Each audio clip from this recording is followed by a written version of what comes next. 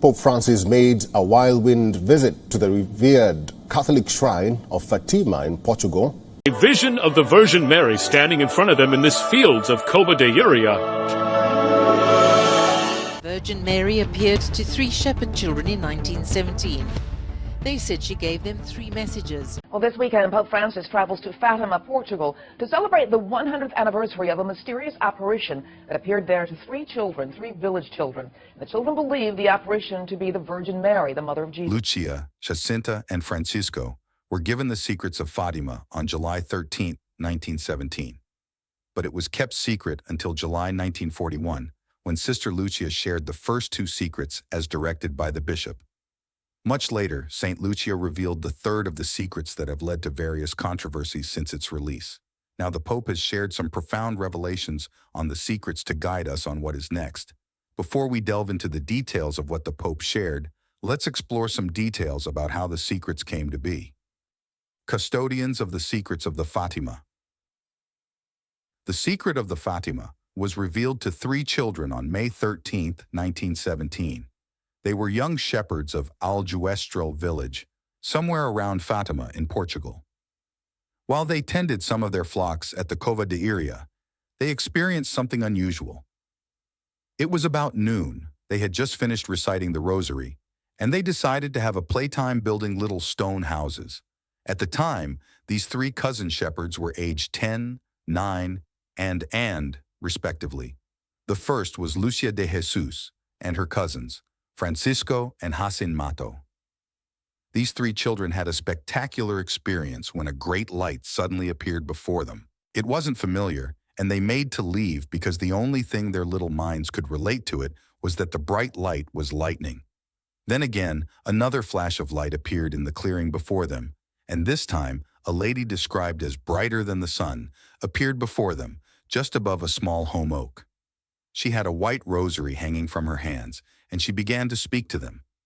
Now, what did she tell them? The lady wanted them to come to the Cova de Iria on every 13th day of the month for the next 5 months. The children went back in the first 3 months, but after they began sharing their experience of the lady's visit with others, they were believed to be telling lies. This made the mayor of Nova de Urim take them away in a bid to make them confess that they were lying. Outside the designated meeting site with the lady, they had another unexpected apparition while grazing their flock in Valinos, another village about 500 meters from their village on August 19th.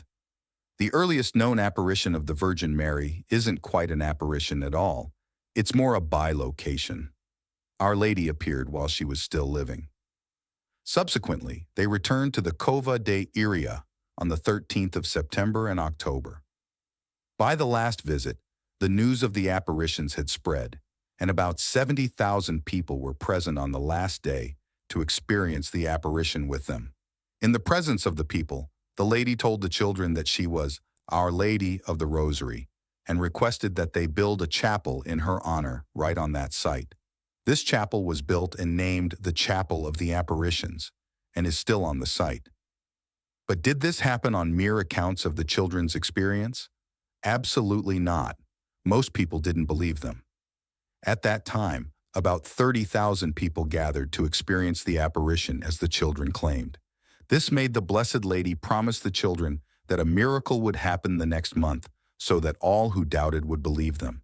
In fulfillment of this, after a rainy day, they saw the sun emerge behind the clouds like a disk, bright with various beautiful colors that were easy to look at, which was in itself a miracle, as no one can look at the sun shining with such intensity without it being a miracle.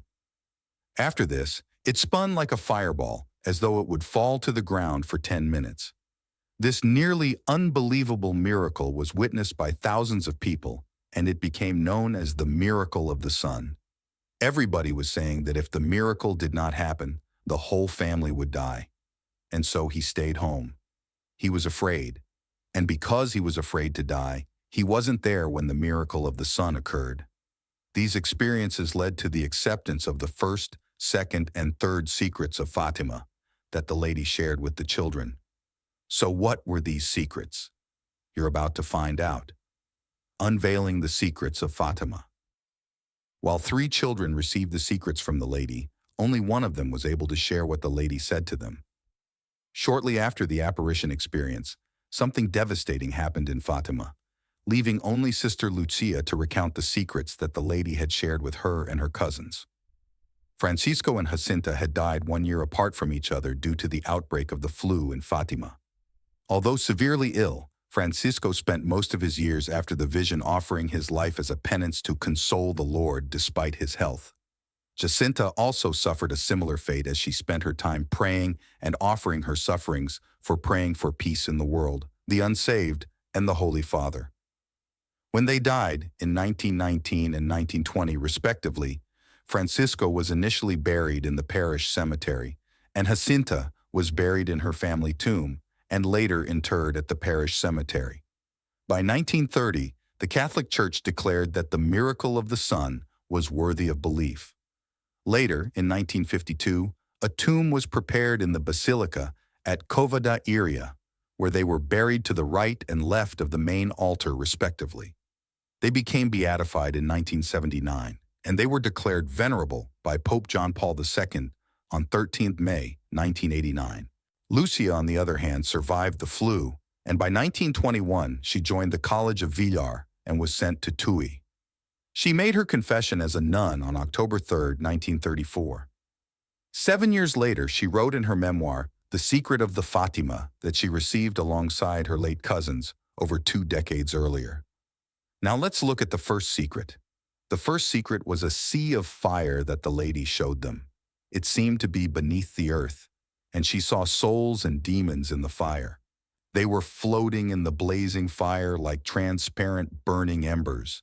The flames of the fire made them rise into the air and fall back without weight, yet amidst shrieks and groans of pain. The souls had a human form, but the demons looked terrifying like unknown animals and were black yet transparent. She described the sight as terrifying. After this vision lasted, the lady made them know that there was something that could be done to save many souls from going to hell, for wars to end, and for peace to reign.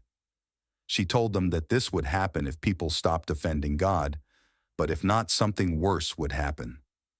Truly, the fulfillment of her requests marked the end of the First World War, which was currently raging at the time. The lady shared the second secret with the children, telling them to devote themselves to her immaculate heart. It made the children so happy knowing that her heart would be their refuge and lead them to God. They would often sing happily while picking wildflowers, calling on Sweet Mary to be their salvation, convert sinners, and save their souls from hell. She made them understand that God intended to establish the world's devotion to her immaculate heart. She promised to be with them always and comfort them and lead them to God through her heart. She guaranteed them that her immaculate heart would triumph in the end, ensuring that they were facing the route to heaven. She shared with the seers that a worse war would break out during the pontificate of Pius X. She also gave them a sign to prove it. They would see an unknown light illuminating a night as a sign that God was about to punish the world with wars, famine, and persecution for all of its crimes. The only way to prevent this from happening was to consecrate Russia to her immaculate heart and offer the communion of reparation on the first Saturdays. Upon heeding her request, peace would be restored and Russia would be converted. Without this, the world could expect wars, persecutions of the Church, and martyrdoms. If the Holy Father consecrated Russia to him, the world would enjoy a period of peace, she said. Now that we have the first 2 secrets, let's move to the last one, the third secret of Fatima. When Lucia shared the third secret, she wrote it in a sealed envelope, because although she was compelled to share it by her bishop, she didn't think it was time to reveal it yet, as she felt it should be left till a much later time when the secret would have a proper context to be explained. After about 19 years, the sealed letter was opened in 1960, but it wasn't revealed until about 40 years later, in the year 2000.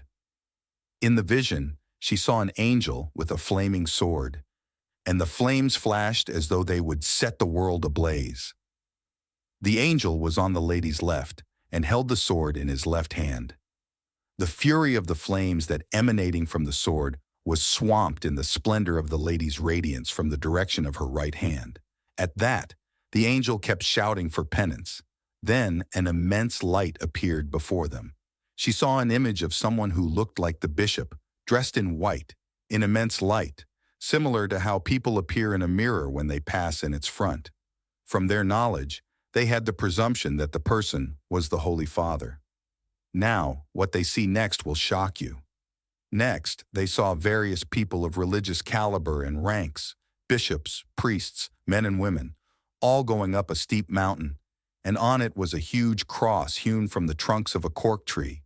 As the father walked on in pain and sorrow, he walked through a big city that was half in ruins, and with trembling he prayed for the corpse he met on his way up the cross. On getting to the cross, a group of soldiers fired bullets and arrows at him, and he died. Similarly, all the other people were killed at the foot of the cross. Two angels standing beneath the arms of the cross held a crystal aspersorium, and they gathered the blood of those who were martyred in it, sprinkling their souls as they made their way to God. On the 13th of May, 1981, exactly 64 years after the first Marian apparition, an assassination attempt on the life of Pope John Paul II occurred. The perpetrator, Ali Aga, fired bullets at the Holy Father 4 times in a row. This later led to an intense 5-hour surgical operation in a bid to save the Pope's life. Yet as the Pope began to recover, he spoke from his hospital bed that he had forgiven the brother who struck him. It wasn't until 2 months after that the Pope was able to return home. Now, could this be the fulfillment of the third secret of Fatima? The Pope attributed his miraculous escape from the near-death experience to the kindness of the Virgin Mary. He visited the shrine of Fatima in Portugal the following year to present the bullet that almost took his life as a gesture of thanks. It was later welded into the crown of the Queen's statue, as it found an empty space at the union of the 8 stems that made up the crown. Some have attributed these miraculous events to be the fulfillment of the third secret of Fatima. As a matter of fact, the Vatican reported in year 2000 that everything concerning the third secret had been fulfilled. But guess what? It didn't end there. Later, Pope Benedict XVI shared profound insight into the third secret when he was a cardinal. Then Cardinal Ratzinger, he shared that there was no great mystery to be revealed, and neither was the future unveiled. Disappointing as these might seem when compared to the scary details of the revelation, he shared that the purpose of the vision wasn't to paint a picture of the future as one that could not be irrevocably fixed, but rather meant to mobilize the forces of change in the right direction. He further debunked the claim that the person who attempted to assassinate the Holy Father was acting based on a divine agenda. It also cleared the air about Ali Agar's lack of choice in the scheme of things, as some have assumed. He concluded that the vision focused on various dangers and how we might be saved from them. Authenticity of Marian apparitions. The Secrets of Fatima and the apparition of Mary in Fatima is just one out of the many approved appearances of Mary recorded by the Catholic Church. While it's not impossible that some are fabricated, the Church undergoes a series of processes to evaluate their authenticity. A Marian apparition is first subject to evaluation by the bishop of the diocese where it occurred, and may also be subject to further evaluation according to the Vatican, with an assessment of the character and person of the person who claims to experience them. Now let's explore some of the most popular apparitions. Our Lady of Guadalupe appeared in 1531 to Saint Juan Diego and asked that a church be erected in her honor. When he wasn't believed, she arranged flowers in his cloak on his 4th apparition experience. When he went back again to raise the petition, the church was, and the apparition of Mary. When he wasn't believed, she arranged flowers in his cloak on his 4th apparition experience. The flowers fell off his cloak when he opened it, and the image of Our Lady could be seen on the fabric. A basilica now stands in Mexico City in her honor, and the image is still visible there. In another small French town, Saint Bernadette, a young boy received Marian apparitions 18 times. During those times, she would ask people to offer prayers and turn toward God. With her help, the young child also discovered a spring that could miraculously heal people. While she mostly appeared to people with a message, she appeared to Saint Joseph and Saint John in 1879 in the town of Knock. She appeared to them as they stood and prayed in the rain, sending a nonverbal message of peace and comfort to them. A spectacular appearance bearing a deep message to 3 children also happened in Kibeho, Rwanda. Within a space of 8 years between 1981 and 1989, she appeared to them thrice, asking them to pray the rosary thrice daily. She also told them that a tragedy was going to occur. Many believe that the 1994 genocide was the fulfillment of this prophecy. However, in her message to them, she made it clear that her message to them was for the world, not just for Africa or Rwanda alone. In the United States, Adele Bryce also experienced a Marian apparition in 1859, where she was told to pray that sinners would be converted and also teach children nearby about the Catholic faith. Another interesting Marian apparition occurred in 1973, exactly 56 years after her appearance to the Little Shepherds of Fatima. Sister Agnes Sasagawa received the message of Mary, calling the world to repentance and praying the rosary in Akita, Japan. Now this leads to the question, what is the significance of the Marian apparition in Fatima? And what truth has Pope Francis revealed on the third secret of Fatima? Pope Francis and the third secret of Fatima. The third secret of the Fatima reflects the breakout of wars and martyrdoms, and in some way, it seems Pope Francis has revealed some subtle truths about this third secret. He made it clear as he declared that World War III had begun in a piecemeal fashion when he condemned the attack on Paris in November 2015, and again in January 2023.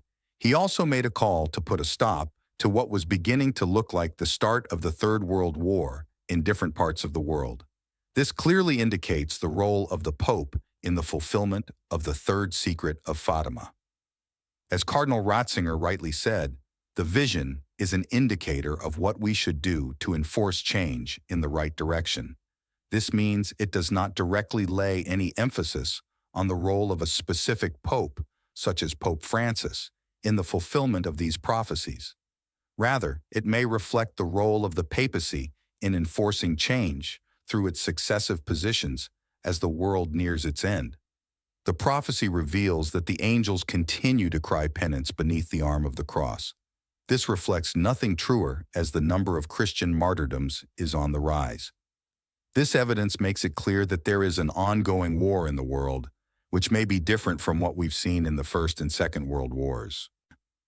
On separate occasions, the Holy Father, Francis, has made reference to the global wars, stating that it's happening in a piecemeal fashion. He charged his listeners with the need to stop the wars going on around us in places like Syria and Ukraine. Just like it was shown in the third secret of Fatima, he made it clear that wars hurt a lot of people, especially innocent young lives and old people. He shared that there is a need to put a stop to the wars to make the world a safe and happy place to live in. In his charge, he pointed out the need to establish reforms for the people who have been victims of war for them to live happy lives again. With these, it becomes even clearer that the papacy is truly an agent of change in shaping a future for mankind, as revealed in the third secret. Now that this secret has been revealed, what do we know about the fulfillment of other instructions of the Lady?